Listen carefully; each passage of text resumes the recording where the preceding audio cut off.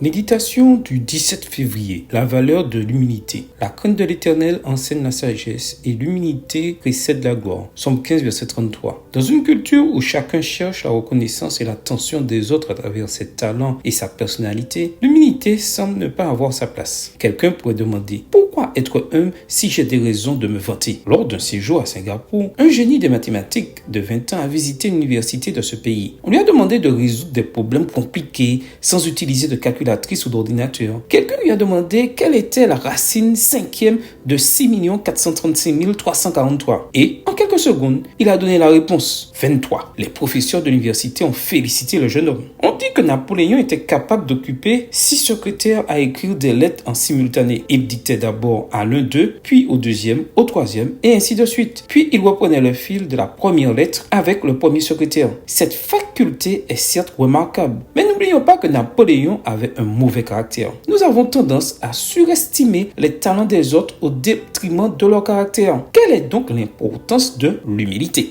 L'humilité nous rapproche de Jésus qui a dit « Recevez mes instructions car je suis doux et humble de cœur et vous trouverez du repos pour vos âmes. » Matthieu 11, verset 29. L'humilité consiste à reconnaître que c'est à Dieu que nous devons ce que nous sommes et ce que nous avons. Paul a par exemple reconnu que le fait d'être devenu apôtre était le résultat de l'œuvre de Dieu et non de ses facultés ou talents. Je remercie Jésus-Christ notre Seigneur qui m'a donné la force nécessaire pour ma tâche. Je le remercie de m'avoir estimé digne de confiance en me prenant à son service. 1 Timothée 1, verset 12, version bio-français courant. Dans son roman Le colloque des chiens, Miguel de Cervantes, le plus grand écrivain espagnol, a déclaré « L'humilité est la base et le fondement de toutes les vertus et sans elle, il n'y en a aucune qui le soit. » De son côté, l'apôtre conseille « De même, jeunes gens, soyez soumis aux anciens. Dans vos rapports mutuels, revêtez-vous tous d'humilité, car Dieu résiste aux orgueilleux, mais il donne sa grâce aux humbles. » 1 Pierre 5, verset 5. Et toi, veux-tu bénéficier de l'aide de Dieu ou de son rejet? Amen.